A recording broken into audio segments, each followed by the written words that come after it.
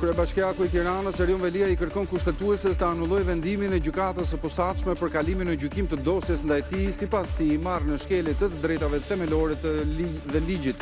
Velia i kërkon shpalljen antikushtetues të nenit 14 të ligjit për Spakun dhe gjykatën e posaçme, i cili e bën gjyqtarin të varur se mund të hetohen nga prokurorët e posaçëm.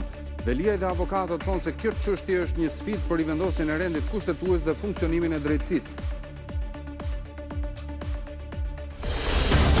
Qeveria do të ndihmojë pensionistët dhe shtresat në nevojë në rast se produktet e shportës do të shtrenjtohen. Ministrja e Ekonomisë Delina Ibrahima i tha se gjatë muajit mars kanë pësuar shtrenjtim vetëm perimet dhe asnjë produkt tjetër ndaj dhe tregu ushqimor po mbahet në kontroll.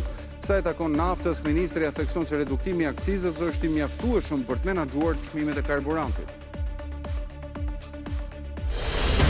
Hezbollahu dhe Izraeli vijuan sulmet e ndërsjellta këtë premte. Netanyahu konfirmon se sulmet nuk do të ndalen në Libanin jugor, ndërsa Irani kërcënon se nuk do të marrë pjesë në negociatat e pritshme me Shtetet e Bashkuara nesër në Pakistan nëse Izraeli vijon sulmet.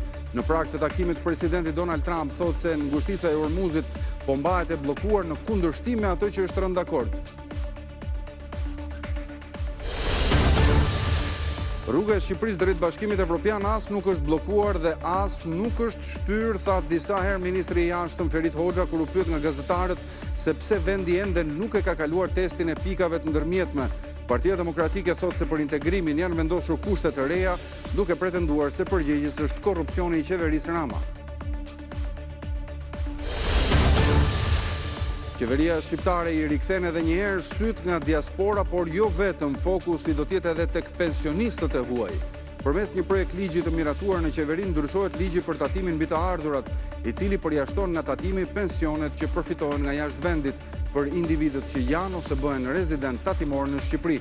Po përmes këtij projekt ligji, qeveria përjashton nga tatimi të gjithë individët e punësuar që kanë statusin e të verbrit.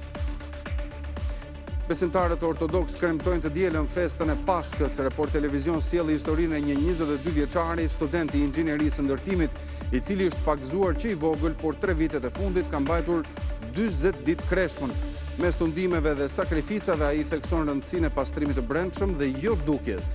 Me fen u afrua edhe më shumë kur pësoi një dispat në jetë. Paraqitje fenomenale ishte ajo e Qazim Laçit në fitoren 4-1 që ekipi i tij Rizespor mori kundër Samsun Sporit në kampionatin turk. Mesfushori dha 2 asiste dhe realizoi një gol duke e çuar në 5 numrin e rrjetave këtë sezon. Të shtunën në fush pritet të zbresë edhe Ernest Muçi, i cili ka lënë pas dëmtimin që pësoi në kombëtare, duke u kthyer në një moment vendimtar për Trabzonsporin.